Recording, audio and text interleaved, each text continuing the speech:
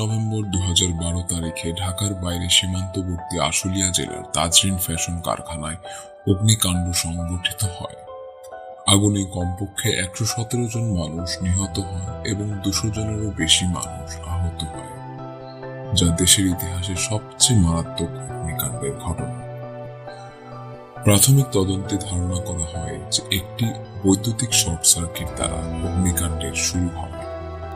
এরপরে Walmart, C&A, H&M এবং অন্যান্য অনেক প্রখ্যাত বিদেশি ক্রেতারা তাদের সংশ্লিষ্ট কারখানাগুলিতে বৈদ্যুতিক ও অগ্নি নিরাপত্তা যাচাই করা শুরু করে। তবে কাঠামোগত মূল্যায়ন তখনও পরিচালিত হয়নি। একের পর এক অগ্নিকাণ্ডে প্রাণহানির ঘটনায় শ্রমিকরা আজ নিরাপত্তা নিয়েই বেশি আতঙ্কিত। বিশেষ করে 2013 সালে রানা প্লাজা ধসে 1100-এর অধিক শ্রমিক নিহত এবং অসংখ্য শ্রমিক আহত হওয়ার ঘটনা শুধু দেশের ভিতরই নয়, সারা বিশ্বের পোশাক শিল্পের নিরাপত্তা নিয়ে প্রশ্ন তুলেছে। গত 2 দশকে অসংখ্য শ্রমিক দুর্ঘটনার শিকার হয়েছে।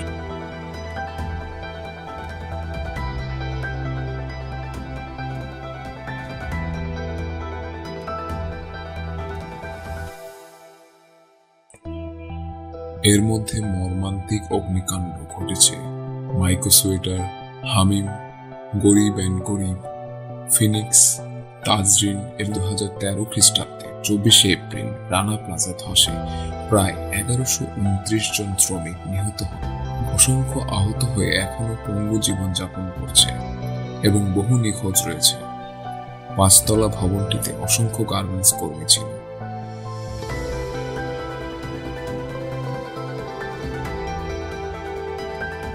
এই দুর্ঘটনায় বিদেশি ব্র্যান্ড ও ক্রেতারা বাংলাদেশ থেকে তৈরি পোশাক ক্রয়ে কর্মক্ষেত্রে সেফটি নিশ্চিত করার জন্য শর্ত আরোপ করে। তখন বাংলাদেশ সরকার এগিয়ে আসে এবং পরিদর্শনের মাধ্যমে কর্মস্থলে সেফটি নিশ্চিত করার জন্য কলকারখানা ও প্রতিষ্ঠান পরিদর্শন পরিদপ্তরকে অধিদপ্তরে উন্নীত করা হয়।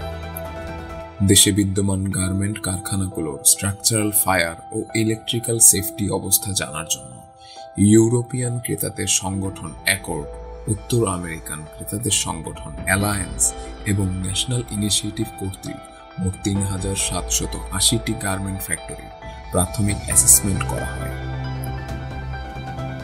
বর্তমানে প্রাথমিক অ্যাসেসমেন্টকৃত কারখানাগুলো রেমিডিয়েশন চলছে। ন্যাশনাল ইনিশিয়েটিভের আওতাভুক্ত উক্ত কারখানাগুলোর সংস্কার কাজের তদারকি অর্থ দপ্তর কর্তৃক ILO এর সহায়তায় ও GOBA ফান্ডের 2টা পৃথক প্রকল্পের মাধ্যমে চলমান আছে। অধিকন্তু বাংলাদেশের অর্থনীতিতে শিল্প খাতের অবদান বৃদ্ধির সাথে পাল্লা দিয়ে প্লাস্টিক এবং কেমিক্যাল শিল্প কারখানায় দুর্ঘটনা বৃদ্ধি পেয়েছে। ট্রাম্পাকো অগ্নিকাণ্ড, ঢাকার বনানীতে এফআর টাওয়ার অগ্নিকাণ্ড ও পুরান ঢাকার চুরিহাট্টা অগ্নিকাণ্ড সহ অন্যান্য অগ্নিকাণ্ডে প্রাণহানির পর কলকারখানা ও প্রতিষ্ঠান পরিদর্শন অধিদপ্তর কর্তৃক নির্বাচিত তৈরি পোশাক কারখানা, প্লাস্টিক ও রাসায়নিক কারখানা প্রাথমিক ঝুঁকি নিরূপণ শীর্ষক প্রকল্পের আওতায় 298টি প্লাস্টিক এবং 147টি রাসায়নিক কারখানার কাঠামোগত অগ্নি, বৈদ্যুতিক, কেমিক্যাল প্রাথমিক ঝুঁকি নিরূপণ প্রিলিমিনারি রিস্ক অ্যাসেসমেন্ট কার্যক্রম গ্রহণ করা হয়েছে। উক্ত কারখানা সমূহের মধ্যে প্লাস্টিক ও রাসায়নিক কারখানার প্রাথমিক ঝুঁকি নিরূপণ সম্পন্ন হয়েছে এবং নির্বাচিত তৈরি পোশাক কারখানার প্রাথমিক ঝুঁকি নিরূপণ কার্যক্রম চলমান আছে।